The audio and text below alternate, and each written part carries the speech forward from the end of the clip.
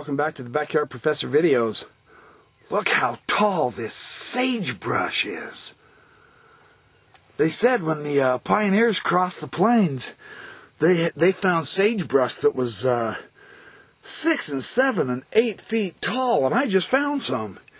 In fact, I'm going to do this particular. Holy cow, that's amazing. I'm going to do this particular. Hopefully nobody will come down this road. Can you see me? Oh, now I put the camera too high. Boy, professional at work here. Look how tall this thing is. That is amazing. I don't think I've seen sagebrush that high for a while. Out on the Snake River Plain, it only gets like knee high. But wow, this stuff's good 8 feet tall anyway. Okay, well, enough of ranting and raving about Mother Nature. Although I love Mother Nature. Fun to explore my backyard. I'm discussing the DNA in the Book of Mormon. And Meldrum and Stephens, We Are the Children of Lehi, brand new book, 2007. I'm on page 11. I've been discussing some of the, the limitations of our historical record, as well as the limitations of the DNA science. I'm standing on a hump of that. Cuts off the top of my head. That's probably a good thing. Yeah, there you go. Yeah, that's probably a better view anyway. The Book of Mormon. Now, when we come to understand the Book of Mormon, it narrates the exodus of a small band of Israelites, 2 families, led by Lehi out of the doomed city of Jerusalem, 600 BC. So this is the historical setting. One family was descended from Ephraim, and the other family was descended from Manasseh. Were you aware of that? That's interesting. We're talking about mixed blood here. And now what they say is interesting here too. They say they called themselves Jews because they lived in Jerusalem. See, we don't know even at this point, at this late point in date, 600 BC. Look, what is it, 1,000, 1,100, 1,200 years of history has already occurred from the Exodus on down to 600 BC. They call themselves Jews because of where they live. Who is Ephraim and Manasseh genetically, though? We don't have a clue. How would you figure that out? This is part of our issue here. From Lehi's 2 sons and their adherents arose 2 principal societies, or more accurately, cultures, the Nephites and the Lamanites. They occupy center stage in the drama in the Book of Mormon, and this is fraught with wars and contentions. We use the word cultures advisedly, not lineages. This is interesting, because there is no pure DNA in any of these people. We have no idea. What about the lost 10 tribes of Israel? What about the Confederation of Nations? What about all the Philistines intermixing? The Old Testament talks about that. How do we know what Hebrew DNA is? You're beginning to see the issue here, aren't you? Hebrew DNA may be virtually as impossible to find as Lamanite DNA.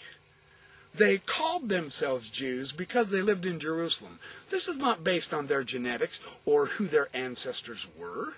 This is based on where they lived. They were cultural, political, religious groups in Jerusalem, as well as in the Book of Mormon.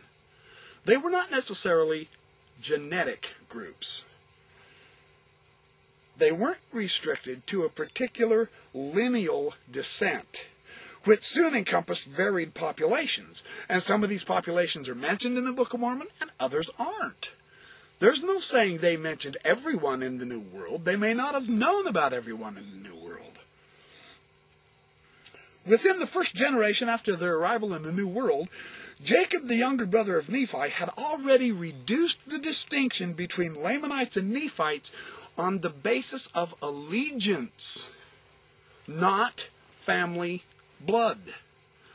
On allegiance. Those who were friendly to Nephi and Jacob and those group of people, they called Nephites.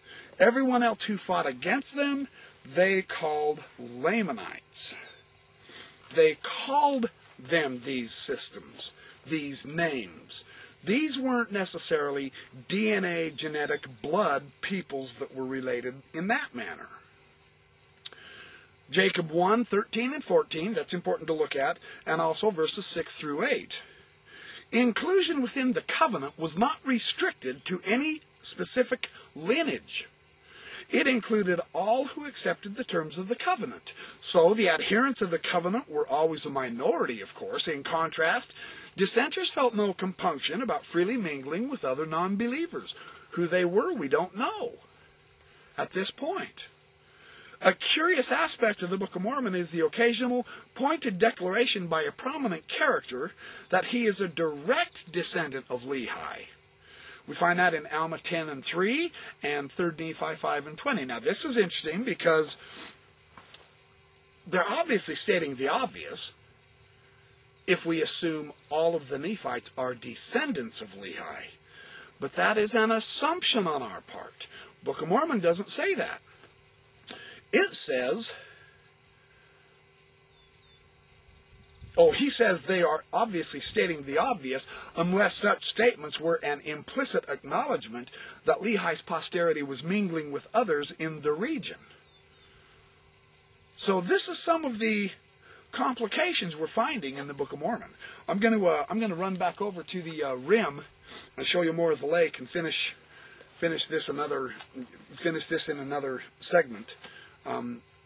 I actually just wanted to show you this phenomenal sagebrush and give you yet again further idea that we're facing serious obstacles before we have a clear understanding of who is who and what is what and what science can prove and disprove as far as the Book of Mormon, folks. This is not just a simple cut and dried case like Tom Murphy and Simon Southerton are pretending. The Book of Mormon being refuted by DNA, that argument is simply false.